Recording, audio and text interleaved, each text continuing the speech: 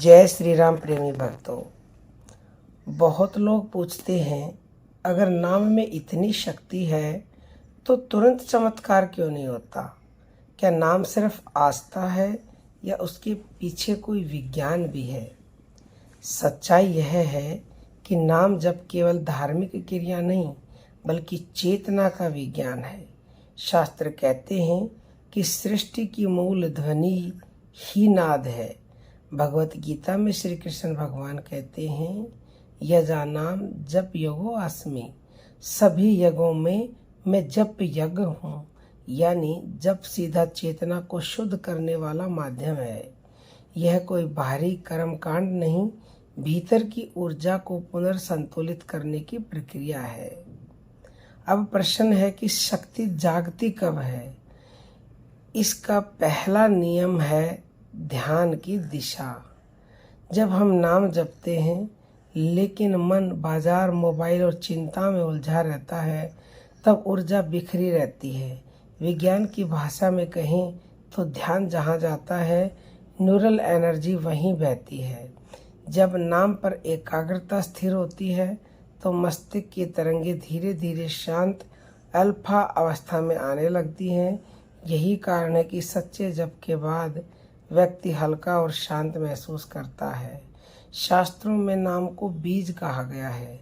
रामचरितमानस में गोस्वामी तुलसीदास जी लिखते हैं कि कलयुग में नाम ही सबसे सरल साधन है, लेकिन बीज तभी अंकुरित होता है जब 3 बातें मिलती हैं, भूमि, जल और समय। भूमि है आपका मन, जल है आपकी भावना और समय है निरंतरता। अगर मन कठोर है, भावना सूखी है और अभ्यास टूटा फूटा है तो शक्ति सुप्त ही रहेगी, यानी सुसुप्त ही रहेगी। जैसे ही मन नर्म होता है और जप नियमित होता है, वही नाम धीरे धीरे भीतर काम करने लगता है। चलिए अब प्रैक्टिकल अनुभव से समझते हैं। जब कोई व्यक्ति रोज 10 से 15 मिनट एक ही समय पर शांत बैठकर नाम जपता है, शुरू में उसे बेचैनी महसूस होती है। यह संकेत है कि भीतर का अव्यवस्थित मन सतह पर आ रहा है। कुछ दिनों बाद सांस की गति धीमी होने लगती है, प्रतिक्रियाएं कम होती हैं। पहले जहाँ छोटी छोटी बात पर गुस्सा आता था, अब थोड़ी दूरी बनती है। यही नाम की जागती हुई शक्ति है। यह बाहर का चमत्कार नहीं, अंदर की प्रतिक्रिया शक्ति पर नियंत्रण है। एक और गहरा विज्ञान है नाम और श्वास का संबंध। जब नाम को श्वास से जोड़ दिया जाता है तो जब स्वाभाविक हो जाता है। श्वास अंदर जाए तो नाम, बाहर आए तो नाम। धीरे धीरे यह प्रक्रिया अवचेतन में उतर जाती है। तब जप करना नहीं पड़ता, वह स्वयं चलने लगता है। यही वह क्षण है जब शक्ति जागती है, जब नाम प्रयास से सहजता में बदल जाए। शास्त्र भी कहते हैं कि श्रद्धा ऊर्जा को सक्रिय करती है, संदेह ऊर्जा को रोक देता है।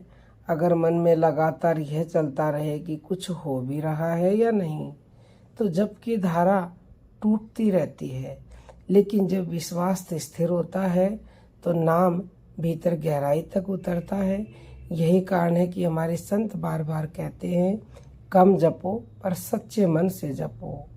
अंत में याद रखिए, नाम जप की शक्ति तब जागती है जब वह शब्द से अनुभव में बदल जाए।